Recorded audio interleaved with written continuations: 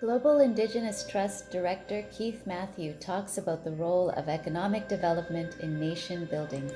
Using the proceeds from your economic development to build up your infrastructure, whether it's clean water, having high speed internet, fiber connection, which in my community we have now because we devoted those funds to that purpose.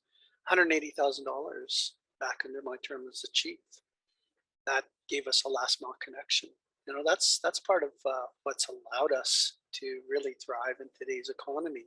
That to me is nation building, and investing in what our young people are doing with some of the funds that we have set aside for that purpose with our trust or legal representation in case we want to take the federal or provincial government to task for decisions that they're making around resources or whatever the case may be.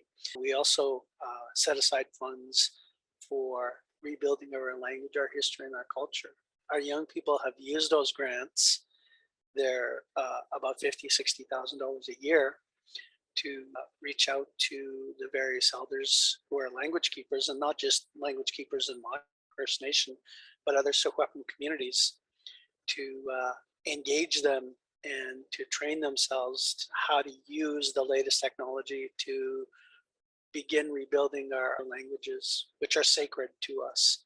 So, that is probably one of the things that I'm most proud of today, that our young people have taken on the responsibility for, rebuilding something that our federal government and the churches have expressly said that they're trying to take away from us. If you take a look at the medicine wheel, I was taught by some of the elders that I went to.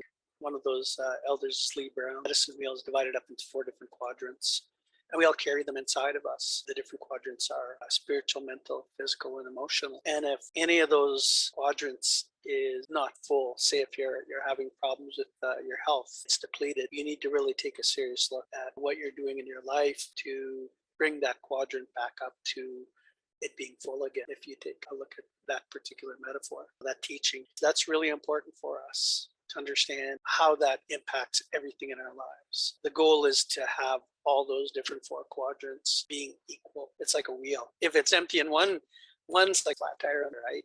And you don't get a smooth ride through life if you got a flat tire on one of your tires. So that's the best analogy I can use.